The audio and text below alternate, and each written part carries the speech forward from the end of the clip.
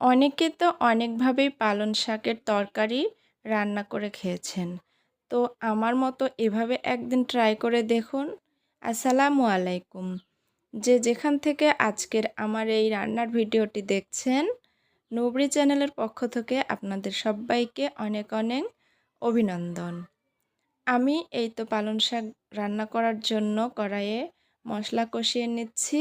তার সাথে আমি যে টাকি মাছগুলো দিয়ে আজকে পালং শাকটা রান্না করব সেটাও কষতে দিয়ে দিয়েছি। তো একটুখানি কষিয়ে নেওয়ার পরে আমি এই যে তার সাথে একটা মজার খাবার যেটা আমাদের অঞ্চলে পাওয়া যায়, জানি না আপনাদেরও কোথাও কোথাও পাওয়া যায় কিনা যারা যারা আমার ভিডিওটি দেখছেন। আমি তো এই মশলা কষানোর সাথে মাছ, তার সাথে এই কুমড়া বড়িগুলো, যেগুলোর নাম কুমড়া বড়ি, সেটা দিয়ে সুন্দর করে কষিয়ে নিয়েছি। কষিয়ে নেওয়ার পরে এবারে শাকগুলো দিয়ে দিয়েছি। সাথে একটু আমি আলু মিক্স করে দিয়েছি। যেহেতু আমার বাচ্চারা প্রত্যেকটা প্রায় সবজির সাথে আলু পছন্দ করে থাকে, তাই আমি প্রায় সবজির সাথেই আলু একটু করে দিয়ে থাকি। তো আমি এই শাকের সাথেও সেম একটু আলু দিয়ে দিয়েছি।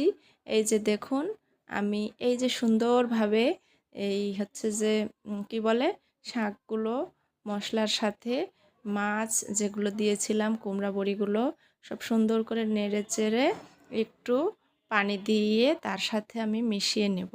পানি যেহেতু একটু কষানোর জন্য দিতেই হবে, তার মধ্যে আবার শাকের স্বাদ থেকেও যেহেতু পানি বের হয়, তাই এই শাকের তরকারিতে বেশি পানি দিতে হয় না।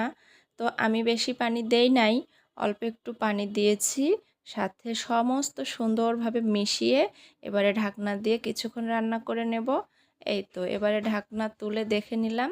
দেখুন কি সুন্দরভাবে আমার তরকারিটা খুব অল্প সময়ের মধ্যে হয়ে গিয়েছে।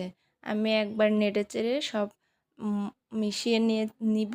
নেওয়ার পরে এই যে দেখছি যে আলুগুলো সেদ্ধ হলো কিনা। তো আমার আলুগুলো সেদ্ধ হয়ে গিয়েছে, সাথে মাছ আর যে কুমড়া বড়িগুলো দিয়েছিলাম সব। আপনাদের সকলকে অনেক অনেক ধন্যবাদ আমার ভিডিওটা দেখার জন্য। আল্লাহ হাফেজ।